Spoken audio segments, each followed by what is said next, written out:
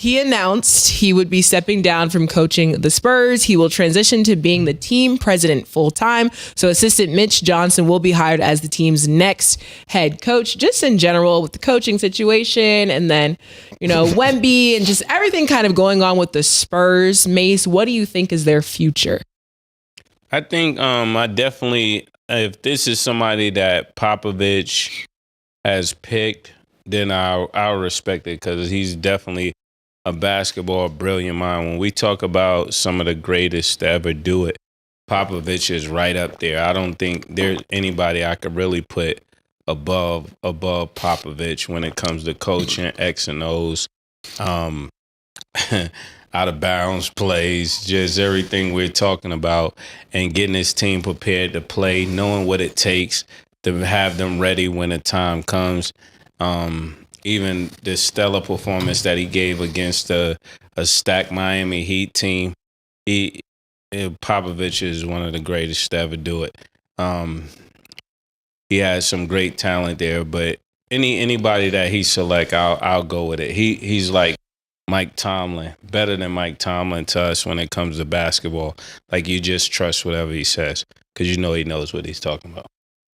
Yeah, basketball coach, as far as coaching is concerned, you got Pat Riley, you got Phil Jackson, and to me, higher than both of them is Greg Popovich. Yeah. He's going to be head of basketball operations, they said, president of the Spurs, so I like that for him. I'm going to be honest with you, it made me sad when I seen him at the press conference, man.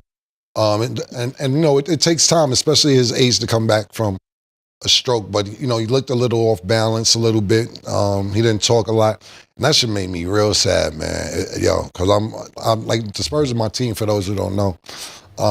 Made me sad. I hope, but more than anything, we know his coaching accolades are top notch. I just want him to get better and get healthy, and not necessarily rush back to do the job. But I know when you've been doing it as long as he has, it's hard to just sit home and say, relax.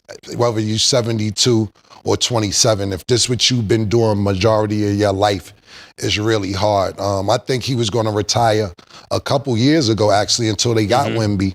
When they got Wemby, he said, okay, I'll stick around a little longer so I can nurture him, so to speak, or teach him the ropes, et cetera, et cetera. And we seen a friendlier Greg Popovich coaching Wemby than we did see with Tony Parker or Manu Ginobili or Tim Duncan. And I like the new personality, man. I just really want him to get better and take on the president job at the Spurs and kick ass doing that as well. Sure, definitely agree. And since, the news has kind of been announced, there's actually been that picture of you and Popovich that kind of circulated around. I ran down on Pop one day.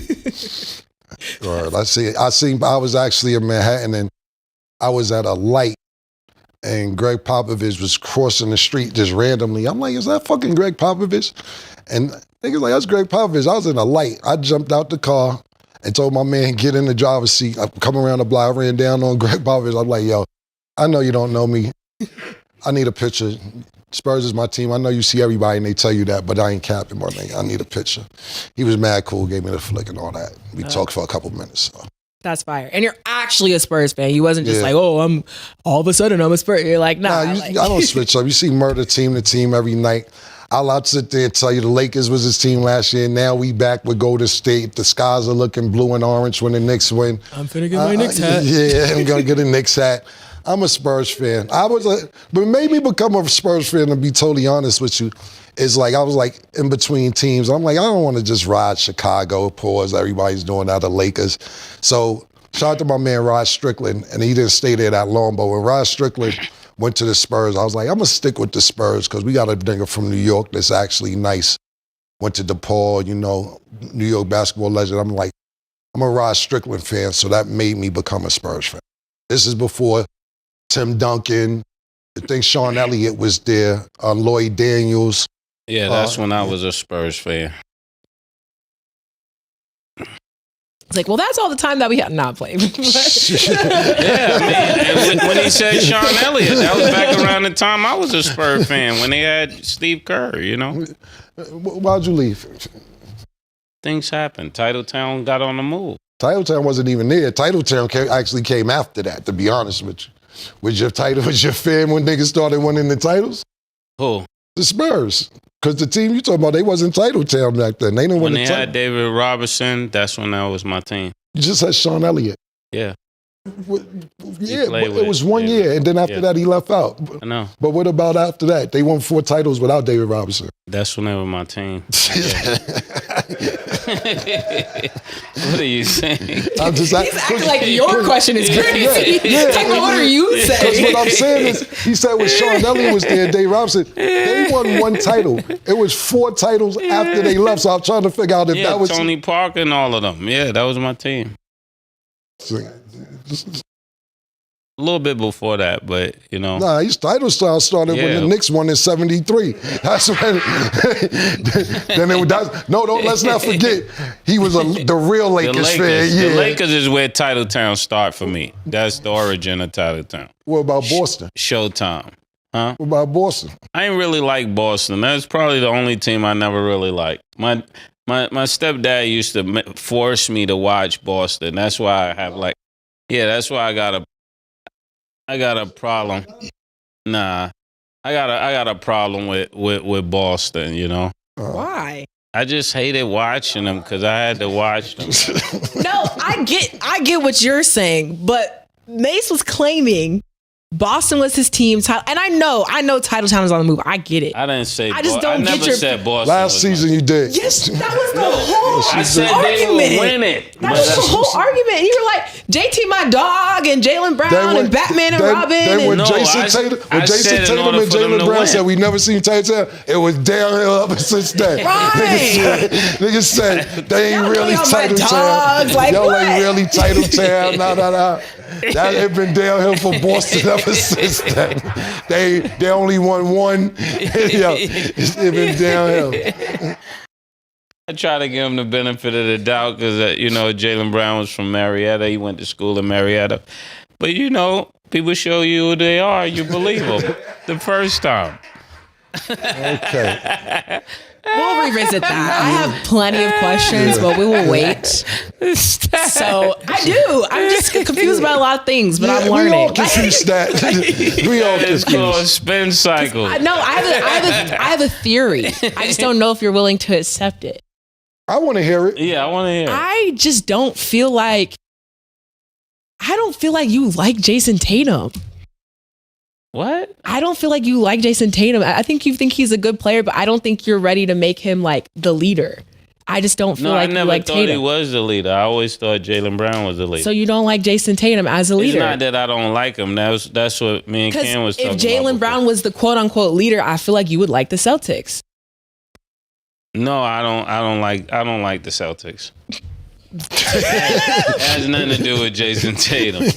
I said when I was young, my because I'm stepdad piecing used to things force together. me to watch them, so I didn't like them because of that. Right, but I feel like as long as Jason Tatum is the leader of the Celtics, you don't like the Celtics because the light skin, the dark skin, the comments. This goes before this. You bringing it to now. This is way before. Boston is way before Jason Tatum. We've been watching Boston when they had Kenny Anderson, when they had Antoine Walker, Paul Pierce. Reggie Lewis. I just never liked Dana Barrows. Right. Like way back there, I just never liked Boston. That's what it is. Yeah. Okay. Because they was always Sound like a rival to the Lakers. Sound like he's traumatized now. Now we're opening up. Yeah. Trauma. It sounds like we're healing opening this up. year, guys. Lewis, Lynn Bias. It was just always something crazy. Yeah, and you gotta read body language. That I'm learning something today. I asked him, luck died. Nigga said, nah, and kept it moving. Then he made sure he said my stepdad. Let's be clear. So. I think it's trauma from when he's young, because if you don't want to watch something, nigga. Yeah, and if you like the Lakers, if you're in a house where you like the Lakers, because it was almost like Bloods and Crips with Boston and the Lakers, you know what I'm saying? It was some serious because you got to think about this. I'm just giving you some history. In the 80s, outside of, it was the Pistons and the Sixers won 2 championships in the 80s. The other 8 championships go to the Lakers and the Celtics. So every year for 10 years, 8 years out of 10 years, you got the Lakers playing the Celtics just about in the championship. And they even won and one. So you got to think about this. Every year was Lakers, Celtics, Lakers, Celtics. Lakers won 5, Boston won 3. Yeah. For a decade. Yeah. And I get that part too, which just throws me off because it's like, you're a Warriors fan and so it's like, I understand it's deep rooted, but it's like, I'm not jacking up a part. We just got to the bottom of the Celtics. I didn't say all that. I'll give them the Celtics. If a nigga in the house, that's like saying if you live in the house and you a North Carolina fan and your little brother's a Duke fan, you gonna want to beat the nigga up like, yo, don't come in here with that Duke shit. You about Tiny Archibald and all these niggas. Like, bro, we not going with Tiny Archibald and Bob Cousy and all that. Niggas is Bill watching. Russell. Yeah, niggas is watching Magic passing the ball like this. It's like, nah, we going with the Lakers. True. Yeah. Well, will we ever find out Mace's true team? I guess we'll never know. But y'all, that is all the time. Chiefs not even this team no more. Kansas City. I'm lost. Yeah. I'm really lost. I'm gonna think of just questions for you in general. I gotta speak with my counsel. Counsel is crazy. And where are they based at? I gotta speak with my counsel so that. I thought he was going to say they based in Titletown. That's what I was waiting for. Yeah. That was the... I don't want to give out the location, you know.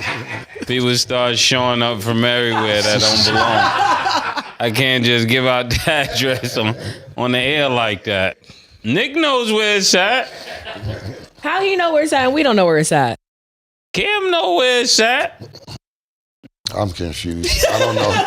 Year to year, man. He turned his back on the Chiefs. I already knew when he turned his back on the Chiefs. Yeah, I'm going to get to the bottom of it. I got to find out for y'all. Not just for me, but for y'all Might too. need to do a case study on it. It's going to be a case study. That's exactly... It's going to be set. Y'all stay tuned. The case study of Titletown is coming. I will have look, I ain't even graduated. I can tell you what a case study is. I've done case studies outside of school on niggas. No pen and paper. Like, this nigga right here. Whole case study on niggas. It is needed, y'all. Well, that is all the time that we have for today. Thank y'all for watching. And as always, it is what it is. Finals preview. Do you think he should? Or you think people are jumping the gun? Cam. I don't give a fuck. I don't care who coached the Knicks, man. They're not gonna win. So every year we keep looking for somebody to blame. Me, because I'm wearing paraphernalia. Tibbs is coaching. Spike Lee is there. Stephen A. Smith shouldn't have been at the game. This person, it don't matter. Get who you want. You know what? Here, I'll say it for the fans who want. The Knicks fans that I've talked to want Mike Malone. Mike Malone was just broadcasting the conference finals on ESPN. Obviously, he doesn't have a coaching job yet. This is who the Knicks want. Go ahead and fight Mike Legacy up. Go ahead on over there if you want, Mike. Have a good time. Not winning. Congratulations. I don't know if Tibbs should be. To answer your question, that's a great question. But I don't have the answer because it doesn't matter. Get who you want. Red Auerbach out the grave. Pat Riley out retirement. Bring Phil Jackson back, bring Pop over. It's not going to happen, man. Bill Belichick want to cross over sports. Get who you want. It's just not going to work for the Knicks, yo. Not in this century. Yeah, the Knicks did not work with Phil Jackson. You remember that? They brought Phil in. Yes. It's the only place that couldn't win with Phil Jackson. Exactly. Exactly. But there's two candidates I think could turn this into something. I think, and I know I keep saying this, but somebody need to look into this. I really believe somebody like what's his name, Steve Van Gundy. I know Stan Van Gundy. What's the brother, Jeff? Yeah, Jeff. They need somebody like that coaching that team. That's like real fiery. Jeff tried, bro. Jeff tried. He coached the Knicks already. Jeff got him close. He got him closer than this. That's not enough. If you wear a Knicks jersey, you will not win. Jeff already tried. He already coached. You want to bring him back for the new regime, it's on you. I'm just telling you. Yeah, roll the dice again on Jeff. And the only reason why I said Jeff, because I really believe somebody somebody probably like Mark Jackson could win with this team. They need to go. That's all I could go. I could go box. for that, maybe. Yeah, maybe. somebody like Mark would spark a different energy in them. Not Rick Pitino, not any of those people. I only said Jeff because Jeff probably would bring Mark with him, but I think this is that type of team that you gotta go out the box. Because Mike Malone would just be the same as Thibodeau in a way. It would just be the same kind of same output he'll get from the players. You need somebody that could spark a different part of their brain, because that's why they keep losing. They get right there.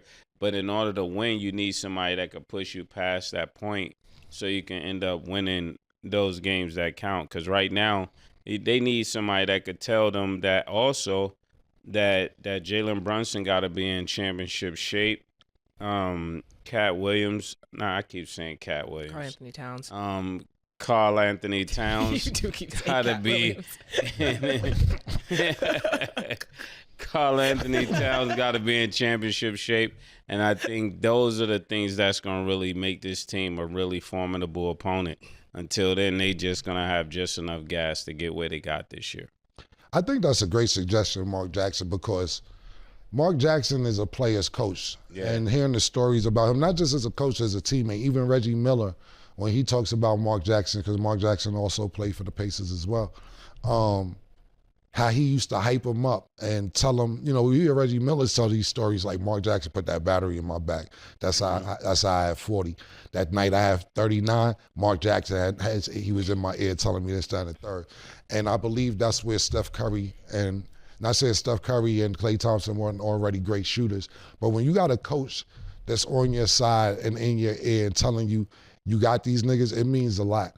I played for the Gauchos in Riverside majority of my amateur career coming up, outside of school I'm talking about, coming up, you know, they call it amateur AAU or whatever, but I played for Gauchos and I played for Riverside, which were premier basketball leagues in New York City. And they had very good coaches, good coaching staff, everything else, but it was more like Thibodeau. And then when I went to play for Young Life for a little while, I love playing for Young Life because Durham used to put the battery in my back. She Bice used to put the, yo, what the fuck? Let's go. Yeah, what you waiting on? Go. Look who in front of you. Move. And then niggas be like, clear it out. Then Durham start clapping. We got one. Durham never knew how to pronounce my name. Or he did. He just like, Mr. Camron, let's go, Mr. Camron. I'll be like, let's go, Mr. Camron. I'm like, that battery in my back, boys. You need that sometime and it get you on 10. And Mark Jackson, to me, seems like one of them coaches. Yeah, Durham was good. Yeah, Durham was good. Durham tell you about to get a scholarship. Yeah. Durham was good. Durham going crazy. The two coaches out the back. That was two good ones. Yeah, Durham, Sheeb, and when I was with the Gauchos, the twins. What about Bingo? I ain't get coached by Bingo. Bingo was crazy too. Bingo. Yeah, Bingo was good. Yeah. Okay, so shout out to Bing. Yeah. So last question, and then we will no longer talk about the Knicks for the rest of this episode. Because there was a time when you guys, wore the jerseys, wore the gear. I know you're saying you won't go back. People like to see that. What would it take for you guys to be back on the Knicks bandwagon, Mase? I never was on the bandwagon, Stat. Okay. I did this just for sending them. This is true. I have to confirm that. This is exactly what we all knew, and this I'm tired of knowing stuff people don't know. I got to sit around and act like I don't know what I know. This Knick team is something in the arena. I don't know what happened. Something happened we don't know about until it's lifted off the Knicks. They can't win, man. I mean, this happened year after year. Something don't happen 20 and 30 years straight if something ain't happened. Something happened, man. You can't just not win for 30 years. So it's a curse. Yes. For the most part. It's 50 years. It's been 50 years. The Knicks are like Cleveland was before LeBron won there. 50 years. Okay. Last person won a chip was Phil Jackson, right? Phil Jackson was at the 3. He was playing. Come on, this is crazy, man. They got to stop this. Cam. I was on bandwagon for 3 days. And I'm mad at myself. I have to agree with Murder. I can't even disagree with the nigga. You know what I'm saying? And I was gonna have your back, Murder, even if you didn't say it. Murder was never on the bandwagon. Murder had a bet with Sin. He met his requirements for the bet. And I thought I'd bring out some paraphernalia because I thought shit was cool. Look, man, I started fooling myself. I'm not ever getting back on the nigga bandwagon. Let me tell you something. This is dead ass. So shout out to my man. I'm gonna tell you something right now. Shout out to my man Busta Rhymes, right? So Busta Rhymes was looking for me. Sorry I get back to you, Busta, but I knew this. This is Busta a Nick fan too? Yeah, let me tell you this story. And I'm apologizing. I'm apologizing to Busta Rhymes right here on national YouTube television, 8 in the morning Eastern time. Bus, I didn't call you back personally. Busta Rhymes had a song. He was looking for me. I got the word. He had a song that he recorded, and he had an opportunity to perform at Game 7, and he wanted me on the song. And I'm like, I'm not calling Busta back. They ain't even win Game 6 yet. See, this is the shit I'm talking about. Exactly what I'm talking about. Niggas is making Game 7 songs. Niggas got street names after each other. Niggas got all this shit and niggas ain't get it done. So, Bus, you know you my brother. I love you more than life. You my nigga. But I knew this. This is why I didn't hit you back. I'll call you tomorrow. I'll call you later on today. Now we can chat about other shit. I didn't even want to call you about, imagine that. I would have stopped everything I'm doing, go to the studio, get ready to maybe possibly book a flight or get a flight back to New York for nothing. Sorry, Bus, man.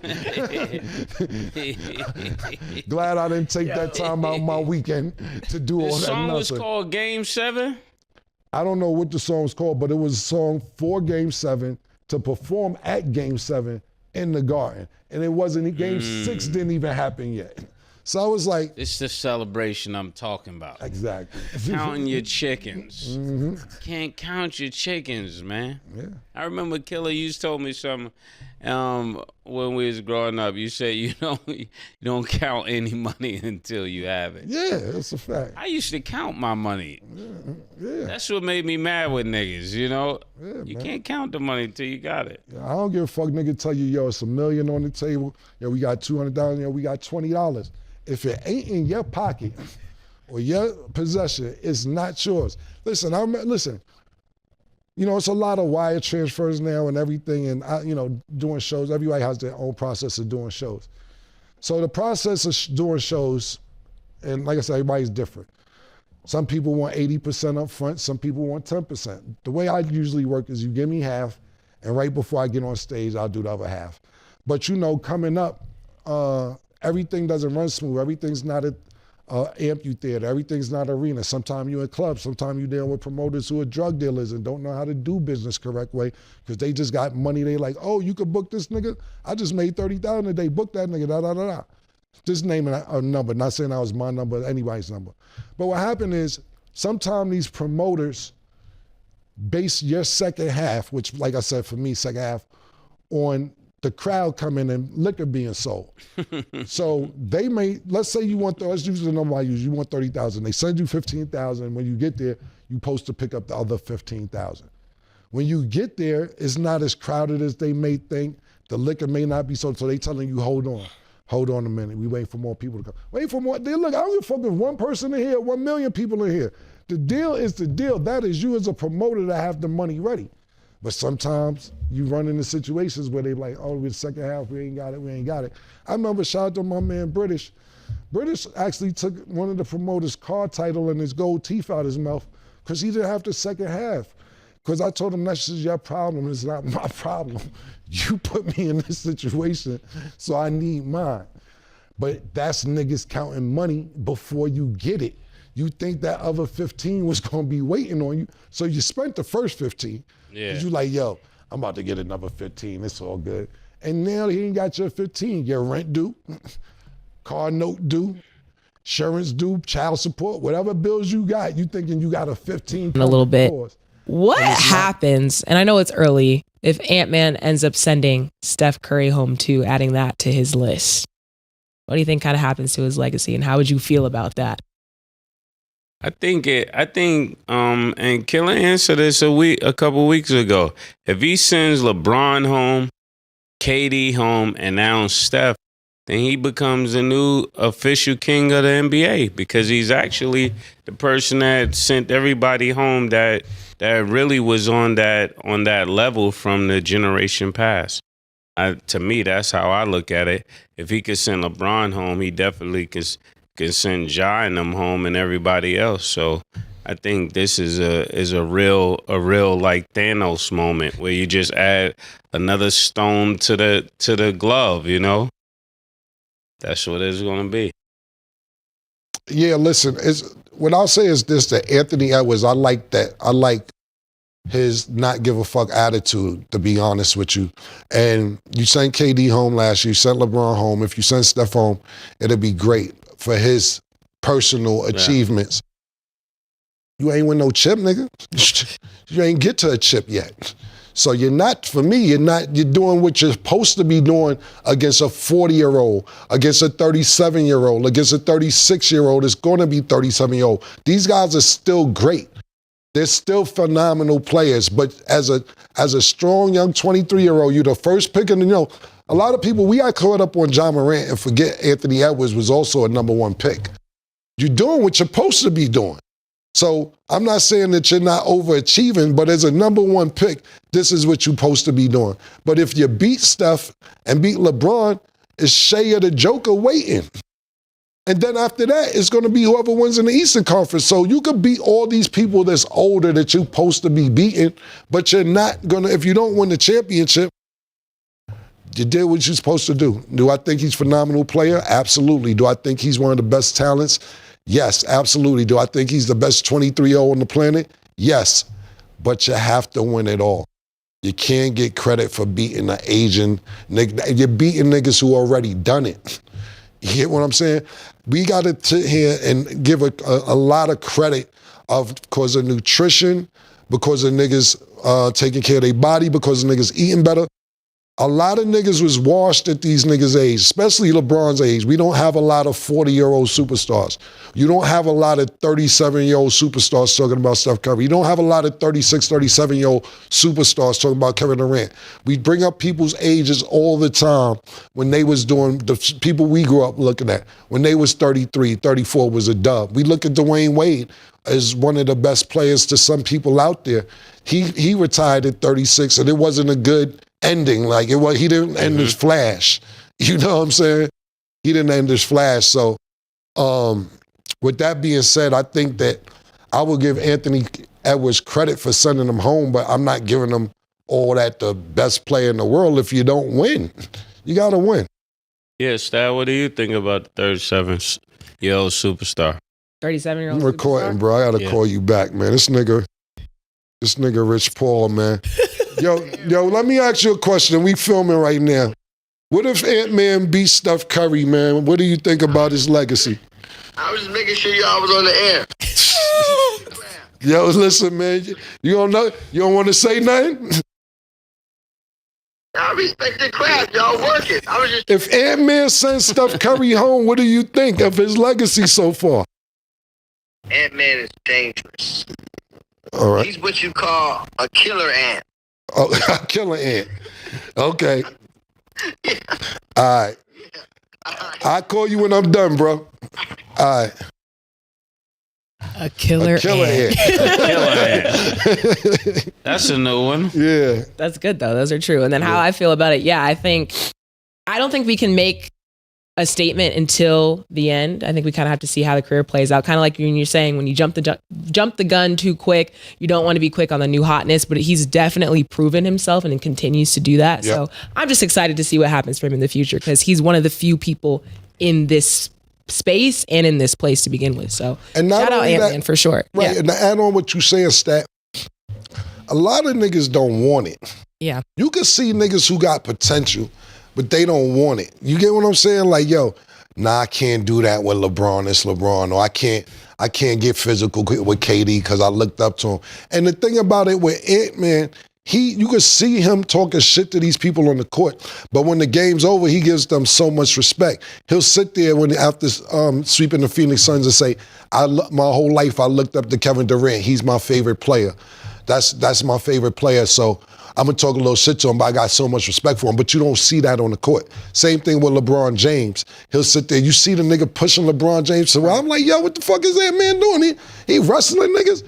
But after the game is over, he'll sit there and say, over the summer at the Olympics, I learned so much from LeBron, and LeBron is stronger than me. He said that when he was pushing LeBron this past series, he said LeBron's way stronger than me, so I got to just try and get a physical edge any way that I can. I like a nigga who, when it's on the court, I don't got no time for none of the nice shit that I'm going to say off the court about you. It's me and you, and it's my turn, nigga. You had yours. Right.